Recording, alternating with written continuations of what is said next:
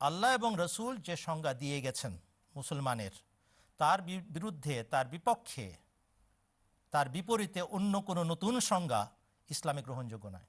কাউকে সরকারি কাফের বানানো ইসলামের শিক্ষা নয়। যদি কেউ আল্লাহর দৃষ্টিতে কাফের হয়ে থাকে, তাহলে নির্ঘাত আল্লাহ তাআলা বিচার করবেন তার পরকালে। এই কারণেই আল্লাহ তাআলা বিচার দিবস রেখেছেন। কার মনে কি আছে একমাত্র অন্তর্যামী ছাড়া অন্য কেউ জানে না। অতএব এদিকে কোনো রাষ্ট্র ক্ষমতাকে বা রাষ্ট্রীয় ক্ষমতাধরকে এ কাজের দায়িত্ব দেওয়া যেতে পারে না, দেওয়া হয় নাই।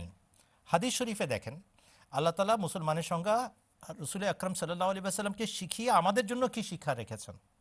বুখারী শরীফের হাদিস, মহানবী বিশ্বনবী হযরত মুহাম্মদ মুস্তাফা সাল্লাল্লাহু আলাইহি ওয়াসাল্লাম বলছেন, যে ব্যক্তি আমাদের মতো নামাজ পড়ে আর আমাদের মতো কাবা শরীফের দিকে কিবলামুখী হয়ে নামাজ আদায় করে এবং আমাদের জবাই করা মাংস ভক্ষণ করে, সে ব্যক্তি মুসলমান। কেবল মুসলমান না, এরপরে হুজুর সাল্লাল্লাহু আলাইহি ওয়াসাল্লাম কি বলছেন শুনেন।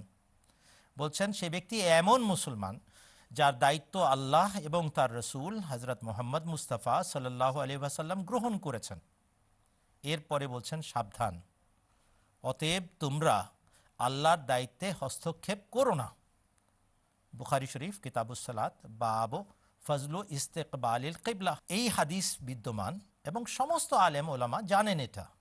তারপরেও ধর্মের নামে রাজনীতি, ধর্মের নাম ভাঙিয়ে কূটনীতি, ধর্মের নাম ভাঙিয়ে ব্যবসা বাণিজ্য করা তাদের পেশায় পরিণত হয়ে গেছে। এই জন্য তারা রাষ্ট্রের সামনে এই সমস্ত দাবি দাওয়া উত্থাপন করেন। যদি কেউ এই শর্তগুলো পূর্ণ করে, তাহলে নির্ঘাত আল্লাহ এবং রসুলের খাতায় সে মুসলমান। আর যদি সে না পূর্ণ করে, আমাদের তাতে কি যায় আসে জগৎবাসীর? আল্লাহর কাছে হিসাব দিবে সে। এই ঠিকাদারি কাকে আল্লাহ তাআলা দিলেন, কবে দিলেন, রসুল সাল্লাল্লাহু আলাইহি ওয়াসাল্লাম কাকে দিলেন, কবে দিলেন, কিছুই আমরা জানি না। কিন্তু ইনারা সব ধর্মের ঠিকাদার হয়ে বসে আছেন।